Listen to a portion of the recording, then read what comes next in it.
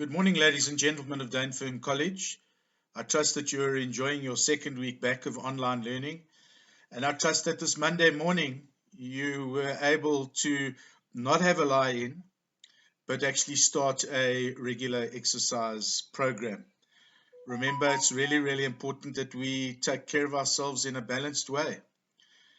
And I'm certainly doing my best to do that as well. I want to share with you this week two items that I think one is a good news story and the other is a bad news story related to our country. Let's start with the bad news story first, and that is that at recently at a shopping center fairly close to our school, someone was robbed of their groceries in terms of their trolley. They were coming out of a shopping retail center, and they were robbed of their groceries. Now, at face value, this may just seem like a crime, which it obviously is, but it's something that I want us to think about, and that is that people are now desperate enough to want to steal food, which suggests that there's a significant amount of hunger out there. And so my challenge today really continues from what I mentioned last week about acts of kindness and how they spread. And what are we doing to assist the hungry? What are we doing to assist those not as fortunate as ourselves? And I'm pleased to say that Dainfern College has continued with its feeding scheme. And I do know that some parents have been very generous and very helpful in terms of ensuring that that continues. But Dainfern College students, how are you making a difference to someone that may be suffering out there? If you would like more assistance and guidance on that, I would suggest that you perhaps drop an email to Mrs. Kutsia, and she would be able to assist you in terms of that direction, because I think that that's very, very important, that we continue to be aware of the increased suffering around us during this lockdown time. Then a good news story in the Eastern Cape. Some farmers that farm in the Transkei, I think most of them would be deemed subsistence farmers, decided to take it upon themselves to put together food hampers, and they then went through to Port St. John's to hand out food hampers to those living in the informal settlements. And what a wonderful good news story that is. And so, ladies and gentlemen, as we work our way towards fitness and we work our way towards eventually returning to Dainfern College, please let us continue to commit acts of kindness. Let's continue to reach out to people that are maybe lonely, and let's continue to assist where we can in terms of making a contribution to one or other feeding scheme, either through our school or possibly through your church or a community organization. We still await clarity as to when the school ultimately will take back students. The most finite date we have at the moment is the 1st of June. And as always, I will keep you posted as to when that will happen and as to which grades we can expect to welcome back. Take care of yourselves and each other, and I look forward to chatting to you next week and meeting you in some of your online classrooms. Take care. Good morning, Dainfern family. I hope that you're all keeping well and safe. It feels very strange to be addressing you across such an impersonal medium. I miss interacting with each of you. I miss the laughter. I miss the hugs. I miss all that makes Dainfern College such a unique and amazing space to be part of. As I reflect over the past 7 weeks, 48 days of lockdown, I can honestly say that no single moment has been the same for me. There have been numerous positives that I've experienced during this lockdown, like I've acquired new skills. I've baked fresh bread, which I'll have you know was a huge success, but I won't be rushing to open up my own bakery anytime soon. I've completed 3 2,000-piece puzzles, enjoying the ability to lose myself in them, although one of those puzzles drove me completely insane. I managed to achieve 300 discovery points for 21 consecutive days of vigorous exercise. So my level of exercising has improved dramatically. Although prior to the 1st of May, I can honestly tell you that running through an 130 square meter house was mentally challenging. I've developed a greater appreciation for what I have in my life: a home, a job, food, good health, three amazing sons, and an adorable dog. Actually, I've even come to appreciate my fish. I've been beyond grateful for creature comforts that previously I took for granted, especially Wi-Fi, Netflix, and Spotify. I've appreciated family meals and game nights, although I'm so tired of always losing to my elder son and his girlfriend and being the source of immense amusement. I've treasured the video calls and daily messages from my friends. It's been so reassuring to know that they are out there, that they care, and that I can truly depend on them. While space and distance may separate us, a weekly meet has produced fond memories and shared laughter. Even some that I previously would have considered acquaintances have now become best friends.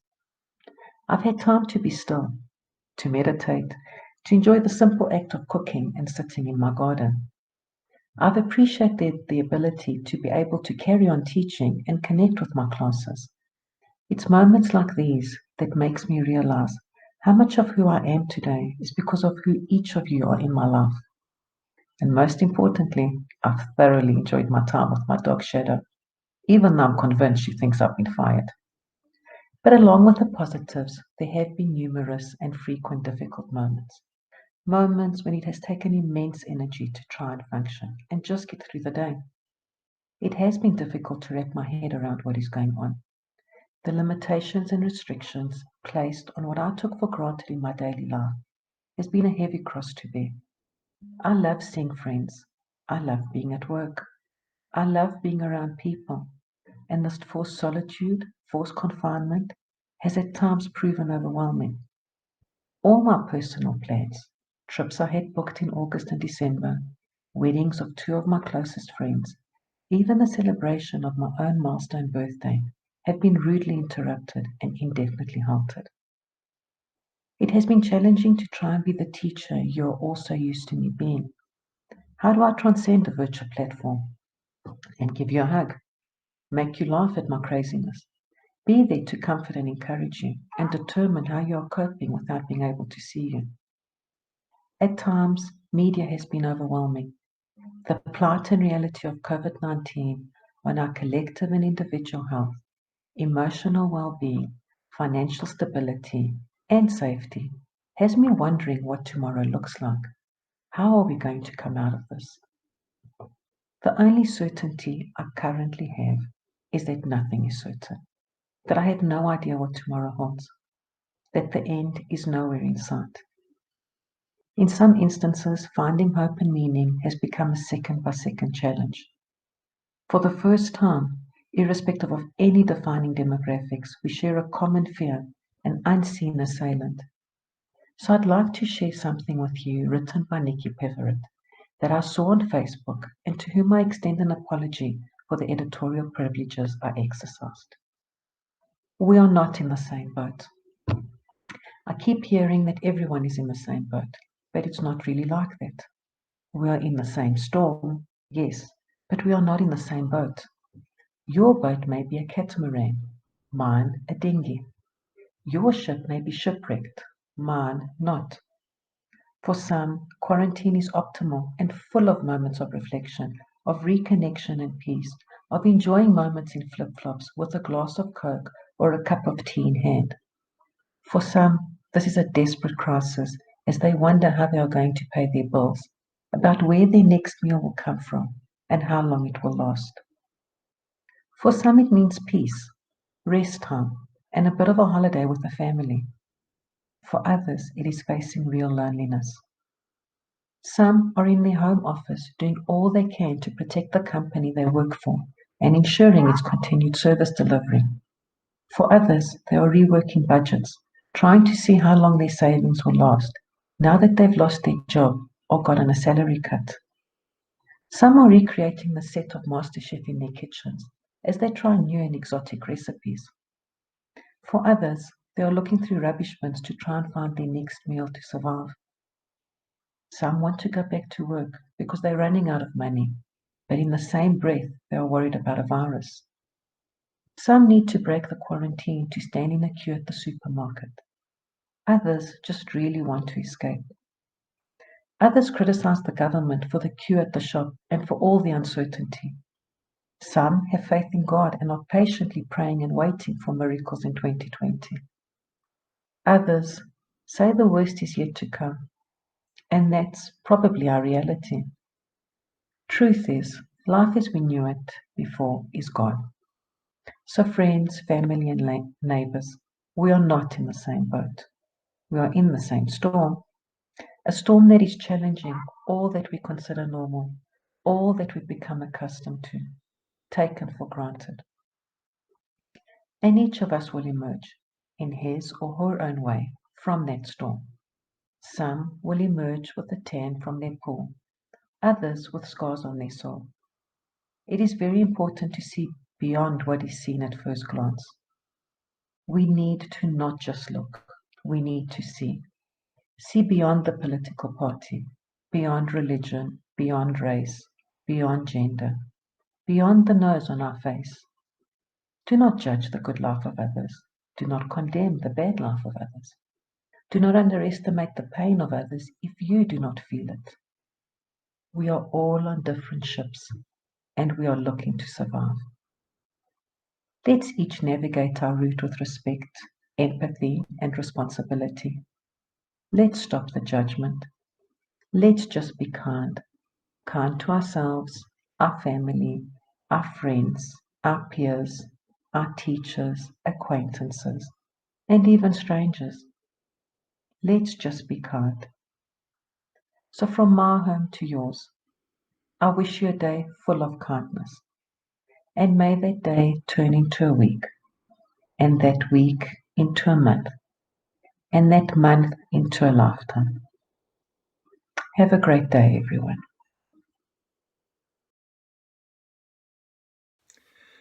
Good morning, school. I hope everyone is well today. I'd like to start today's devotion with an illustration. A man found a cocoon for a butterfly. One day, a small opening appeared. He sat and watched the butterfly for several hours as it struggled to force its body through this little hole. Then it seemed to stop making any progress. It appeared as if it had gotten as far as it could go and could go no further. The man decided to help the butterfly. He took a pair of scissors and snipped the remaining bit of the cocoon open. The butterfly then emerged easily. Something was strange. The butterfly had a swollen body and shriveled wings. The man continued to watch the butterfly because he expected at any moment the wings would enlarge and expand to be able to support the body. Neither happened. In fact, the butterfly spent the rest of its life crawling around with a swollen body and deformed wings. It was never able to fly. What the man, in his kindness and haste, did not understand was that the restricting cocoon and the struggle required for the butterfly to get through the small opening of the cocoon are God's way of forcing fluid from the body of the butterfly into its wings, so that it would be ready for flight once it achieved its freedom from the cocoon. Sometimes struggles are exactly what we need in our lives. If God allowed us to go through all of our life without any obstacles, that would cripple us. We would not be as strong as what we could have been. Not only that, we could never fly. So, in this time of uncertainty and change, let's embrace it. And above all, Trust that God will be with us and guide us to excel through these strange times. Please bow your heads for the prayer. Heavenly Father, please help us in times of struggle to hold on to our faith in you, to allow us to fly as you intended for us to do. Amen.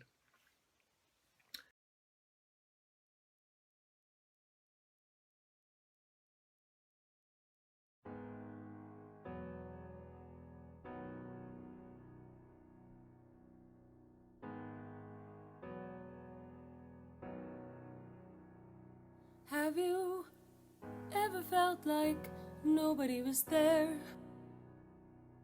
Have you ever felt forgotten in the middle of nowhere?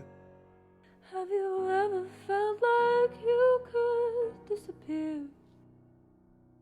Like you could fall and no one would hear.